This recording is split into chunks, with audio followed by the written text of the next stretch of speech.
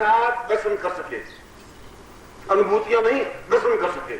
अनुभूति तो यह है कि मैं आंख बंद करके एहसास कर सकूं, बिंब है। अनुभूति अपने आप में सत्य नहीं है। मैं अगर अनुभूति करता हूं कि मिठाई के थाल सजे हुए हैं, इससे मेरी भोजन की और भूख की तृप्ति नहीं हो सकती। अनुभूति तो कर सकता हूं मैं बैठे बैठे, अनुभूति कर सकता हूं कि बस हिमालय में जा रहे हैं, घूम रहे हैं, वैजाज में घूम रहे हैं, विचरण कर रहे हैं, ये रोशनी आ रही है, खाना रख रही है। अनुभूति तो कर दी मैंने बैठे बैठे। अनुभूतियों से जीवन में उसके आनंद की तृप्ति नहीं मिल सकती। अनुभूति तो तब होती है जब हमारा बस नहीं चलता। जब हमारा बस चलता नहीं तब हम अनुभूतियां करते रहते हैं कि कुछ नहीं, ऐसा तो ऐसा होता तो बिल्कुल ऐसा हो जाता, मगर ऐसा होगा जरूर, भगवान देखता है, ऐसा जरूर जिंदगी में होगा। ऐसा सोचते रहते हैं, मर जाते हैं। उनके जीवन में न धन प्राप्त हो सकता है, और अगर धन भी प्राप्त हो सकता है तो उस धन का आनंद नहीं ले सकते, खा नहीं सकते। तुमने गरीबी का तो दुख देखा है, अमीरी का दुख तुमने देखा नहीं है। अमीर तुमसे बहुत ज्यादा दुखी होते हैं, क्योंकि उस दुख को मैंने भी भोग चुका हूं और भोग रहा। अमीरी भी अपना में बहुत दुख है, क्योंकि अमीर व्यक्ति को डायबिटीज अलग हो जाती है, ब्लड प्रेशर अलग हो जाती है, हार्ट अटैक की संभावना अलग हो जाती है। उसके पास पैसा तो होता है, मगर घी नहीं खा सकता है, शक्कर की रोटी नहीं खा सकता है, ज्यादा फूली हुई रोटी नहीं खा सकता है, 6 रोटी ज्यादा नहीं खा सकता है। उसकी बहुत रेस्ट्रिक्शंस है, वो कुछ नहीं खा सकता। बोले पालक का सब्जी खा सकता है, मूंग का दाल का पानी पी सकता है, बस, और कुछ खा पी नहीं सकता। और कुछ खाएं तो फिर पत्नी हाथ पकड़ लेती है कि मर जाओगे। डॉक्टर ने कहा तुम्हारा दिमाग खराब है, तुम शक्कर खा रहे हो, घी खा रहे हो, तुम मर जाओगे। अब जब था नहीं तब सोचते थे अमीर हो जाएंगे तो खूब खाएंगे, मौज करेंगे, मस्ती मारेंगे। जब बहुत कुछ हो गया तो डॉक्टर ने कह दिया कि नहीं, तुम कुछ नहीं खा सकते, चुपड़ करके रोटी भी नहीं। डॉक्टर आए, मुझे आज रात नस देखा, आगे देखा, उसने कहा कि गुरुजी आपसे प्रार्थना है, कहिए कि आप बात मानेंगे। मैं तो मानेंगे, तुम डॉक्टर हो तो फैमिली डॉक्टर हो, कि आप गुरुजी चुपड़ी रोटी मत खाइए बात से, ये ठीक नहीं है गुरुजी। अभी जब पत्नी चुपड़ी रोटी डाल दी थी तब वो भी बंद, बिल्कुल रुक रुक। बताओ अमीर में क्या सकता। मैं सोचता हूँ इसे गरीब ज्यादा सुखी, बेचारा 6 रोटी आराम से घूम चुप के खा तो सकता है, कभी महीने में एक आध बार भी सही। यहाँ तो 6 महीने में एक बार भी खाते हैं तो भी नहीं खा सकते। इसलिए दुखी तुम ही नहीं हो, दुखी अमीर व्यक्ति भी है। अब इस दुख से जब सन्यासी दुखी, भोगी व्यक्ति दुखी, भौतिक व्यक्ति दुखी, दरिद्री व्यक्ति दुखी और अमीर व्यक्ति दुखी, तो फिर सुख कहां है फिर? और अगर अनुभूतियां में सुख है तो अनुभूतियां तो वो दरिद्री व्यक्ति कर सकता है, क्योंकि जो भूखा होगा उसको पकवानों की अनुभूति रात को सपना आएंगे, और सपना आ नहीं सकते। वो गया है मिठाई की दुकान पर, गया है, मिठाइयां थाल सजी हुई है, वो गुलाब जामुन उठाता है, खाता है, 5 खाता है, पेट में हाथ लेकर आंख खुल जाती है, उसको वैसे ही सपना आएंगे। बहुत भोगी व्यक्ति होगा, अय्यासी व्यक्ति होगा तो सोचेगा कि एक परी आई आकाश से आती है, एकदम से हाथ पकड़ती है, बोल क्या इच्छा है, तो यहाँ क्यों बैठा है, चल मेरे साथ। तेरी पत्नी तो बहुत काली करती है, वो आंख खुल जाती है। पत्नी कहते हैं क्यों चिल्ला क्यों रहे हो, क्या हुआ तुम्हें, क्या हुआ? कुछ हुआ कुछ नहीं, तुम बीच में जगा दिया, सब कुछ बहुत शानदार हो रहा था। अनुभूतियां तो हो रही, अनुभूतियां हमेशा रिवर्स होती हैं। जो कुछ तुम्हें प्राप्त नहीं है उनको प्राप्त तुम स्वप्न के माध्यम से करते बस। अगर वो अनुभूतियां तुम्हें, भगवान की अनुभूतियां ऐसी अगर होने लगे तो वो तुमको फायदे करेंगे, क्योंकि तुम्हें भगवान मिल नहीं सकते, अनुभूति कर लेते कि कभी कभी भगवान दर्शन देंगे तो एकदम से। कभी अगर ऐसे भगवान के अंदर काले सांप दिखाई दिया तो बहुत खुश हो गए। उसके साथ पत्नी को कहा कि तू सुन, आज तो बहुत काला सांप दिखाई दिया मुझे, यानी भगवान शिव बहुत पसंद है और जरूर तो ना आएगा। अब सीधा उससे जोड़ देगी, काला सांप तो यूं दिखाई दे दिया, रात को कोई बह रहा होगा, सांप दिखाई दे दिया, अब सांप को शंकर से जोड़ दिया, शंकर से धन से जोड़ दिया, तुमने सीधा अपना जोड़ कर अपना स्वार्थ पूरा कर दिया कि अनुभूतियां हुई, सांप की धन आएगा करना। ऐसे कई लोग आते हैं शिष्य कि गुरु जी गड़ा हुआ धन मिलेगा, तो तुम्हें कैसे मालूम पड़ा कि गुरु जी जरूर मिलेगा? मुझे मिले तो बहुत अच्छा है, मुझे भी खुशी है कि तेरी समस्या मिटे, परेशानी मिटे, तुम बार बार की बात। हुआ क्या? उनके साथ सांप दिखाई दिया, सांप बिल में रहता है जमीन के अंदर, और जहां धन होता है वहां सांप रहता है रुचि, तो सांप दिखाई दिया तो धन दिखाई देगा रुचि। अब वो अनुभूति है। इसलिए अनुभूति, अगर लोग कहते हैं कि भगवान की अनुभूति होनी चाहिए, अनुभूति जीवन में पूर्णता नहीं दे सकती। इसलिए मैं कह रहा हूं जीवन में वो गालिब को कह रहा है कि साक्षात दर्शन हो, प्रत्यक्ष दर्शन हो, हम पूर्ण भौतिक जीवन व्यतीत करें और दर्शन हो। ये बड़ी अनोखी आश्चर्यजनक घटना है। ये तो बिल्कुल एक विपरीत बात है। अभी तक तो शास्त्रों में, वेद में, पुराण में, उपनिषदों में ये कहा है कि अगर तुम्हें भगवान के दर्शन करने हो तो ग्रस्त छोड़ो, सब पत्नी पुत्र का मोह छोड़ो और जंगल में जाओ, तपस्या करो, साधु सन्यासी बनो और भगवान का भजन करो, इतना मंत्र जाप करो, तुम्हें भगवान के दर्शन होंगे। हमने तो ये पढ़ते आए और मैं कह रहा हूं कि नहीं, ऐसा तो जरूरत नहीं है। गालिब कह रहा है आवश्यकता भी नहीं है। और इतना भौतिक जीवन, क्योंकि मैं तुम्हारे जीवन की समस्या तुम्हारे सामने रखूंगा, तब तुम्हें कुछ उपलब्धि प्राप्त हो पाएगी। मैं तुम्हें बहुत दूर की बात बताऊंगा कि नहीं, तुम्हें अगर दर्शन करने हैं तो फिर एक काम करना पड़ेगा, तुम्हें साल भर के लिए जाके गंगोत्री में जाके तपस्या करो, ये मंत्र लिख देता हूं और तुम मंत्र जाप करो और जरूर तुम्हें दर्शन होंगे। अब आप चुपचाप एक बात सुन तो लेंगे, गुरु जी सामने बोलना भी अवज्ञा है, उचित भी नहीं है, मर्यादा अनुकूल भी नहीं है। मगर साल भर के लिए गंगोत्री चले जाएंगे तो पीछे खाएगा क्या है? पत्नी बैठी बैठी जिंदगी को तो पीछे पीछे दौड़ती हुई आती, जो तक दौड़ती हुई आती है तो गंगोत्री तक तो डुबकी लगवा देगी, बहुत मुश्किल हो जाएगी। क्या करें?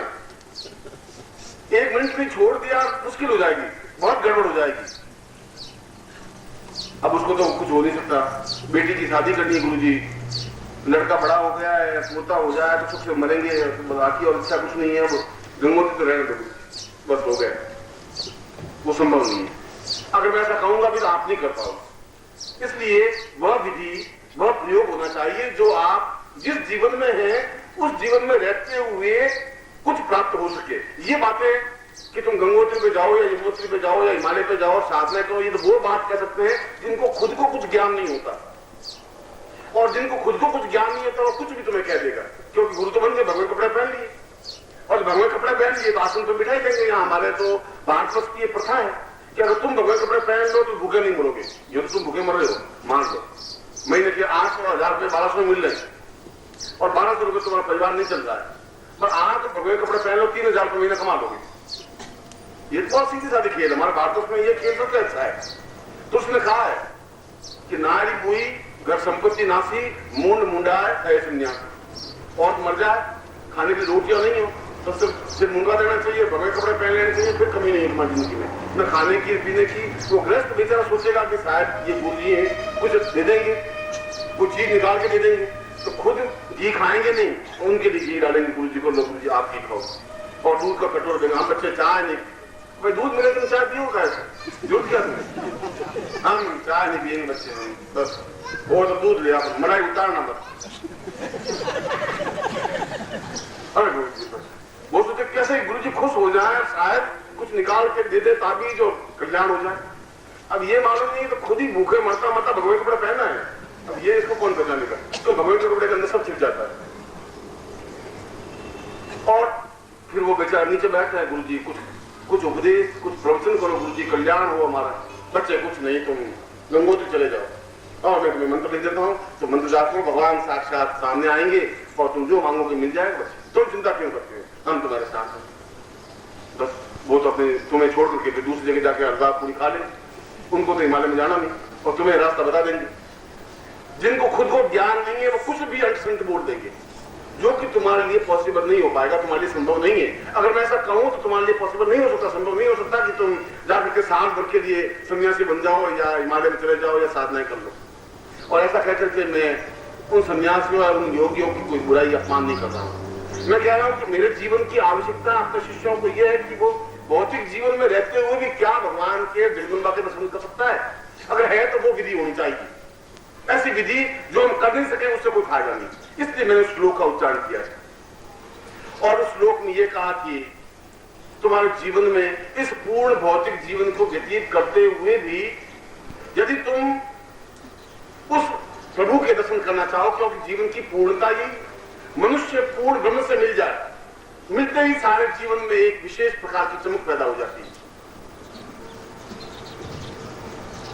और उस श्लोक में यह बताया है कि तुम अपनी आंखों से उस प्रभु के दर्शन कर ही नहीं सकते, संभव नहीं है।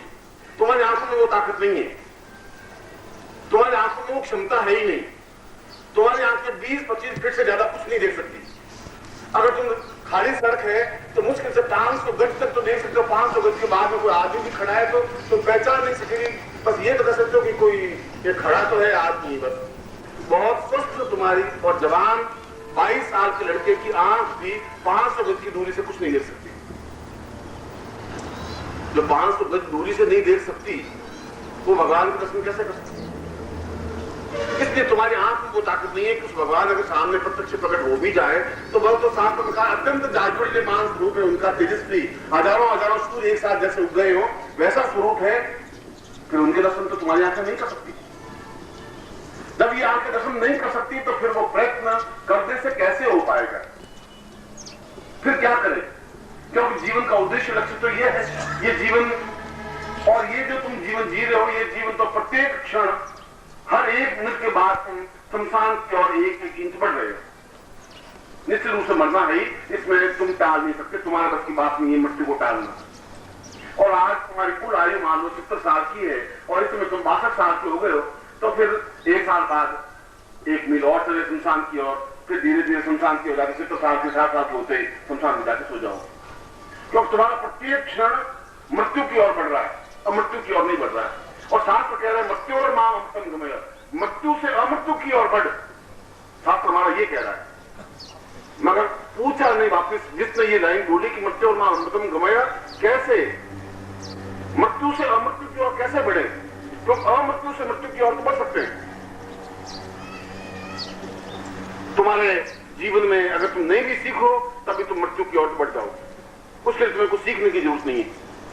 शमशान की ओर जाने के लिए कोई नई टेक्निक, कोई विधि कॉलेज में तुम्हें कोई शिक्षा नहीं देता इस बात की, कोई कोर्स में इस बात का कोई सब्जेक्ट नहीं है। फिर भी व्यक्ति निरंतर मृत्यु की ओर जाता ही है। मगर मृत्यु से अमृत्यु की ओर जाने के लिए उस श्लोक में सीधी सी बात कि हम अपनी आंखों में, हम इस आंखों से जब नहीं देख सकते, इस शरीर में वो ताकत, वो क्षमता नहीं है कि हम उस जाज्वल्यमान स्वरूप के दर्शन कर सकें, तो जरूर इस शरीर में कुछ ऐसा तेज आना चाहिए, इन आंखों में कुछ ऐसी चमक आनी चाहिए, कुछ प्राणों में तेजस्विता आनी चाहिए कि हम उस सामने जब तेजस्विता भगवती जगदम्बा का साक्षात स्वरूप सामने खड़ा हो तो हम देख सकें। अनुभूति में नहीं करवाना चाहता, मैं चाहता भी नहीं कि तुम्हें कुछ अनुभूतियां हो। आंख बंद की और एक क्षण की अनुभूति हो भी गई, वो अनुभूति तुम्हारे काम की नहीं, और तुमने अगर पकवान देख भी लिए उसमें तुम्हें तृप्ति नहीं मिल सकती, और सोने के खजाने पर आंख बंद करके बैठ भी गए तब भी तुम्हारे जीवन की आवश्यकताओं की पूर्ति नहीं हो सकती। जब नहीं हो सकती तो वे सब जीवन व्यर्थ है, वह तो केवल छलावा है, एक शिष्य को भरमाने की क्रिया है। और ऐसे गुरु करते हैं, क्योंकि गुरुओं को जब कुछ ज्ञान नहीं होता तो फिर वो बुला देते हैं, छलावा देते हैं, कुछ कुछ इनको क्रिया बता देते हैं, ऐसी क्रिया है। वह नहीं, साक्षात दर्शन होने चाहिए। जैसे मैं तुम्हें देख रहा हूं तुम मुझे देख रहे हो, तो मेरा स्पर्श करते हो, मैं तुम्हारा स्पर्श कर सकूं, ठीक उसी प्रकार से हम अगर भगवती जगदम्बा के साथ बैठ सके, दर्शन कर सके, स्पर्श कर सके, बात कर सके, तब तो बिल्कुल सही है, शास्त्र सही है, मेरे अनुकूल है, और गुरु भी सही है कि वो विधि बता सके। अगर ऐसा नहीं है तब जीवन का कोई अर्थ नहीं है, कोई मूल्य नहीं। और ऐसा जीवन में हो सकता है, मैं हो सकता है शब्द इसलिए कह रहा हूं कि यदि तुम प्रयत्न करो तो प्रयत्न तुम्हें करना, दर्शन तुम्हें करना। मैं तो दर्शन कर चुका हूं, जब मैं दर्शन कर चुका हूं तो मैं बता सकता हूं। जब मैं गंगोत्री देख चुका हूं तो मैं तो बता सकता हूं कि बद्रीनाथ से इस प्रकार से बस में बैठोगे तो गंगोत्री आ जाएगी, और ये गंगोत्री का स्वरूप है। ऐसी गंगोत्री भैरव घाटी है, भैरव घाटी के बाद में जाओगे तो उसके बाद में गौमुख का रास्ता है, आगे जाओगे तो ग्लेशियर है, चीड़वासा है, भोजवासा। मैं तुम्हें बता सकता हूँ क्योंकि मैं रास्ते से गया हुआ हूं। और जो गया हुआ नहीं है, मैं तुम्हें पूछूं कि गंगोत्री से गौमुख जाने के बीच में क्या है, क्या है, होना क्या है, तो गंगोत्री से गौमुख चले जाना।